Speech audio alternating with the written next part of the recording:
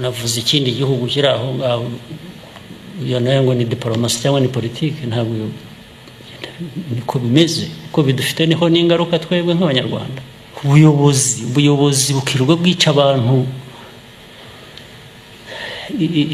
imirambi itemba mu nzuzi abantu bari ku mihanda abana bato abagore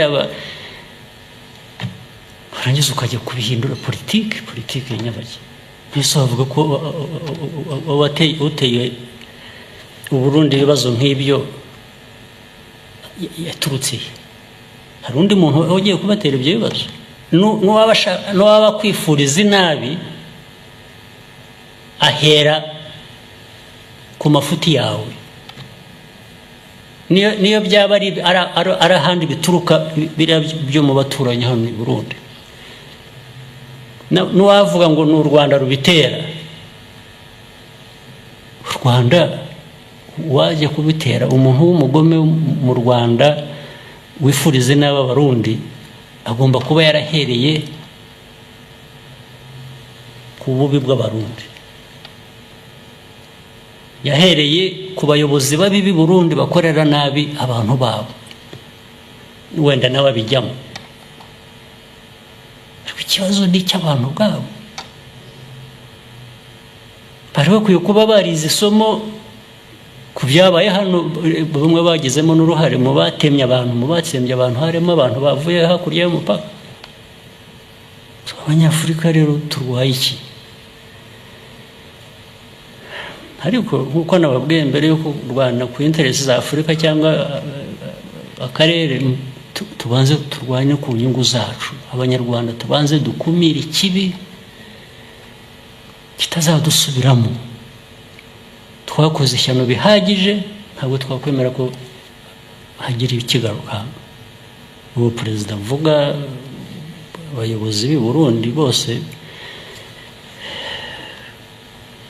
bihita ko bemera Imana ari abantu b'Imana ndetse bamwe ni abapasiteri Imana bemera ni iyi ubwo baba bafite bakora ibyo biyita ko ari n'abantu bemera Imana bafite za Bibiliya birirwa bagendana hari ahantu Bibiliya iyo ari yo yose ivuga yabwira abayobozi kwica abantu babo bibaho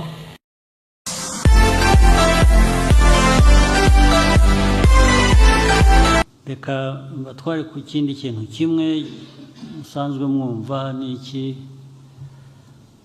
n'ejo bundi nakivuzeho muri disikuru natanze kuri inauguration hanyuma nindangiza nsoze tube dutahanye ibyo ngibyo ibindi bizaza hanyuma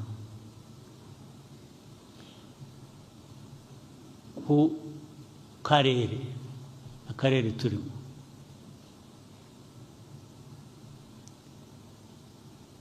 izi ntambara ziri mu karere mu Eastern Congo ibindi biraho bigera bityo bisukuma biri no mu ahandi fitanye imbibi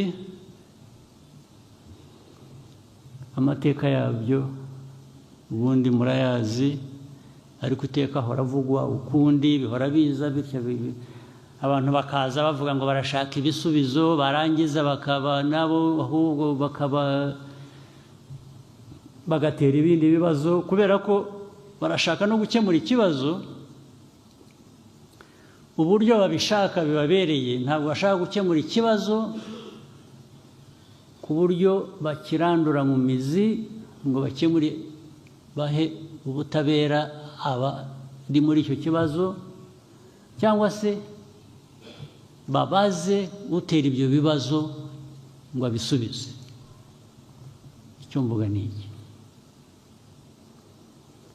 imyaka ibaye ingahe hari izi nterahamwe FDLR utazizi ninde hano cyangwa zitahekuye ninde hano ninde zitahekuye uri hano muri inteko cyangwa muri ko twicaye hano ariko icyo kibazo kimaze imyaka 30. Kuba kimaze imyaka 30 bivuze iki rero? Bivuze ko abantu batubeshya, baratubeshya ngo barashaka gukemura ikibazo, ariko inyuma yaho bashaka kugira ngo ahubwo gihore kiriho, kibafashe gukemura cyangwa se kugera ku zindi nyungu zabo bashyira imbere. Ariko twe uko tubabwira gushyira inyungu zawe imbere,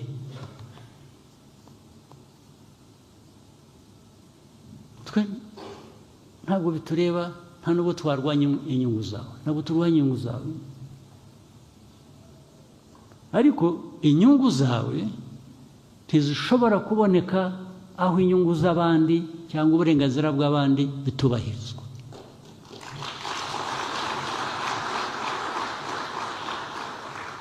Nta naho bigonganira,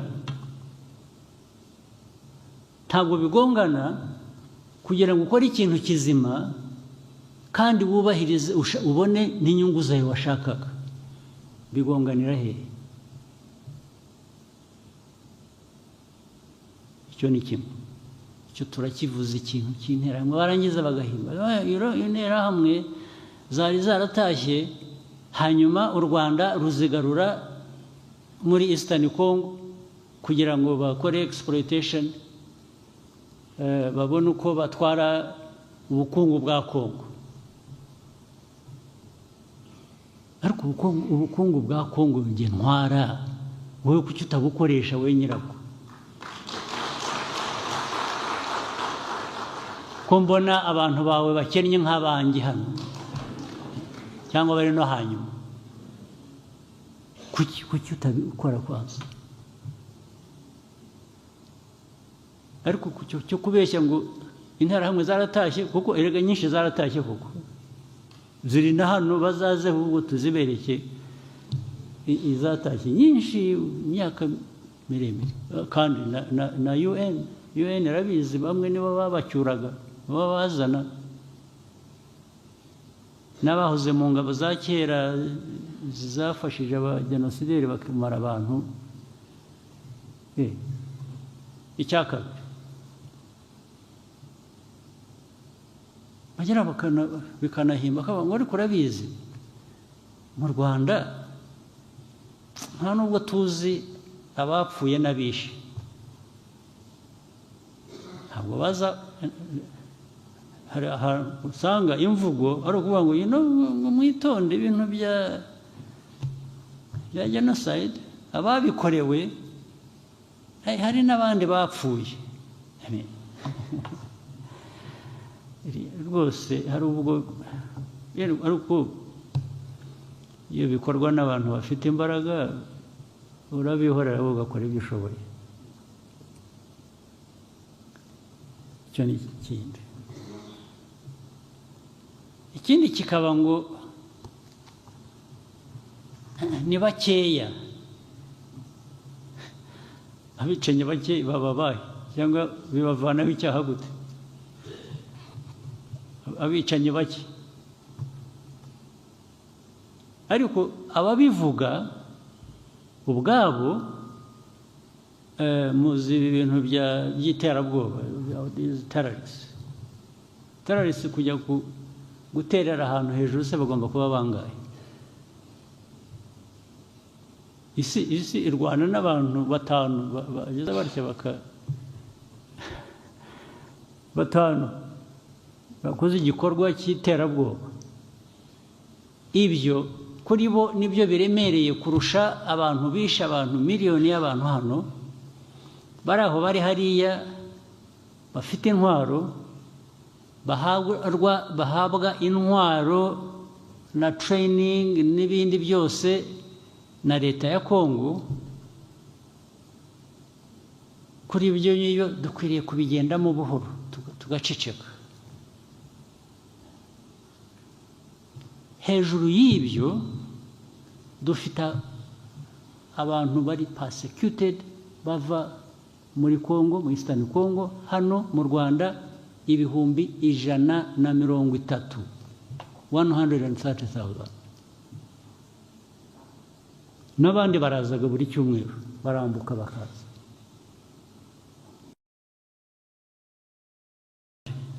Cyari kubanza kubaza ngo ariko aba bantu Kongo ikabarambirwa kabirukana, bakwiye bataha iwabo. Ni abanyekongo ariko badashakwa muri Kongo kubera politike mbi. Muri ibyo byose bigomba gukemuka ni iki? Ariko ikibazo cyakemutse ni uko aba bantu ari abanyekongo. Ntawuza dushyiraho igitugu ngo tuvuge ngo Kongo ntibashaka kubera ko ufitanye amasano n'Abanyarwanda n'Abatutsi, nibasange bene wabo hakurya mu Rwanda batuvira. Ufite uburenganzira ki bwo gukora ibi ngibi? Uwo ari we wese n'ibihugu bikomeye nabyo zibihagarariwe hano, kubabaza bafite uburenganzira ki bwo gukora ibintu bimeze gutyo? Bafite uburenganzira ki bwo kuvuga ngo aba bantu nibagume hano, ikindi kiriho rero ni iki? Bari hano 130,000, n'amahanga arazi ngo aba bantu ni abanyekongo. Icyo basigaye bakora urakizi, baraza bagatwara abantu 10 mu 130,000, bakabatwara iwabo kujya kubatuza. Ubwo ugiye kubara bizamara imyaka ingahe utwara 10 mu 130,000? 10 ubwo ni benshi, batwara 2, 5 ejo, 10 nibo benshi, ntabwo barabirenze 10. Ikibazo uracyemera, urakibona ko ari abantu bakwiriye kuba batuzwa, ubundi bakwiye gutuzwa iwabo, ntabwo ari ugutuzwa aha.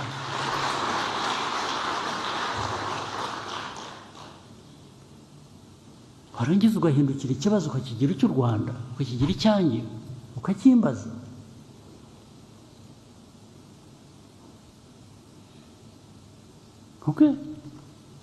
Uyobora igihugu, abayobozi ba Kongo bakavuga ku mugaragaro ko ntibazigera na rimwe bavugana n'abo ngabo bafite icyo kibazo muri Kongo, bavanwamo, bicwa, bafungwa, bagira bate. Abayobozi b'igihugu akaba ari ko bavuga, kandi bakumva ko babifitiye uburenganzira, ndetse rimwe na rimwe abantu ukabona barasa nkaho babiteze amatwi. Ndetse haba hariho uburyo bwo kugira ngo bijyemo, bagatangira u Rwanda murebe neza, musigaye mwumvikana nabi. Kumvikana nabi? Wowe ufite ikibazo uranyumva nabi, yewe bintera ubwoba? Wapi kabisa.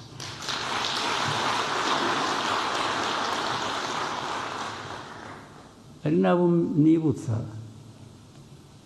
nibyo navugiraga hariya kuri stade. Ubwo bakambwira ngo vugana n'aba bantu barwanira, ukavuga ngo urebe ngo bashyire intwaro hasi,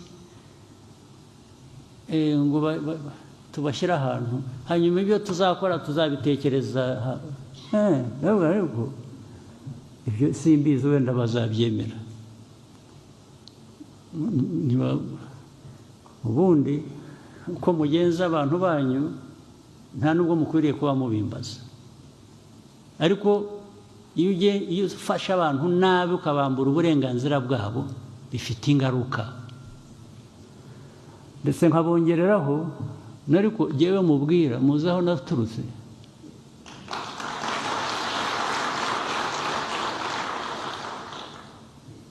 Ndaha ngaha n'abandi twaharaniye uburenganzira bwacu n'igihugu cyacu,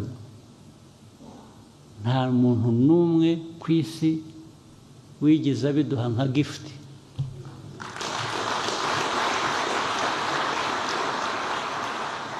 Nta muntu wigeze aduha iyo favor. Wenda abandi hari abadashoboye kurwanira ibyabo batinya no gupfa, ariko twebwe tudashyira gupfa, uzatwizanaho uzatugwaho rwose.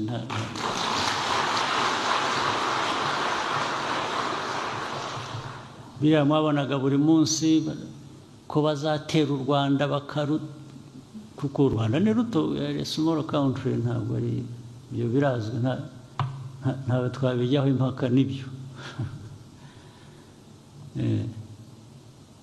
Small country, but our rights are as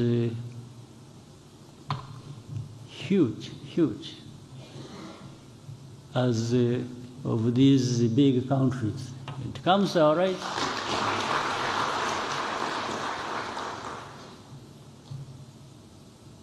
So,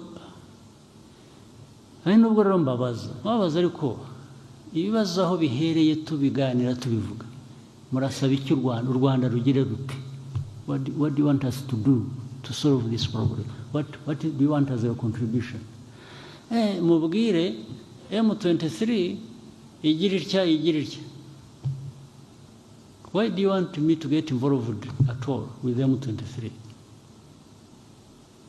If you admit these are Congolese, why doesn't Congo solve this problem of M23? If they have chosen to use military means against them to solve the problem, that is their problem. It's not my problem. But my problem is this one of FDLR that the government has armed, that the government uses in the fight against the so-called M23, but these are Congolese. And even these other friends they bring who support them in one way or another, the talk is about working with the Congolese army, the FDLR, and defeat M23 and take the war to Rwanda. Well,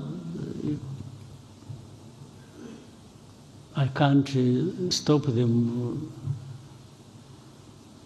thinking the way they think, but my job is to make sure it doesn't materialize at all.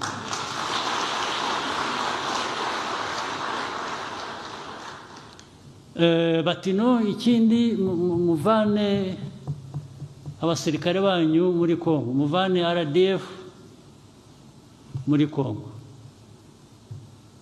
So the question is, RDF rega kwiri muri Congo yajyanyeho n'iki? Kukibwira ko yabiri muri Congo yagiye kugira gute? Niba uzi icyayijyanye rero, niba urishobora kwiriyo muri icyo kibazo, muri icyo kibazo, hanyuma noneho ubaza u Rwanda utari ko abasirikare b'u Rwanda mwohereza muri Congo nijoro ku manywa bakaba bavuyeyo cyangwa bagumayo, kuki bagiye ko ikibazo twakirangije? Ikindi bakwiye guhagarika ni ugufata ikibazo cy'abanyekongo bakakigira icyacu, hanyuma warangiza ukavuga ngo wowe ugira icyo ukora hano, ibi bindi by'abanyekongo ni ibyacu biratureba. Okay, that's good.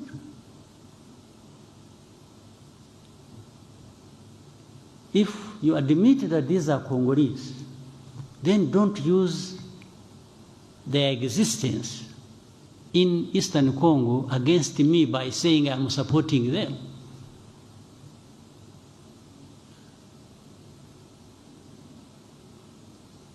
Then I'll take you to even the origin of the conflict. How did this conflict start? It was not started by Rwanda at all. You are accused of having to get involved on the other side of the people you don't want in Congo, or you are accused of whatever. Yes, let's go back to the beginning. How did this conflict start? Who started it? And how does the Rwanda come in? So I'm just telling you, deputies and others who are listening, to understand that, yes, there is that problem. It weighs heavily on us because for us it is a serious matter, security, long-term issue we have to address. We want good neighborliness, but what the problem is, how do we achieve this good neighborliness? It doesn't come at my expense and not the other person's expense as well. It is a give and take issue. We work together, we address your problem, but also address my problem. The rest is just going to be going back and forth and maybe. But I have tried to cut a long story short because so many things have been discussed, agreed, documents signed, but the next day, the one who signed what they even proposed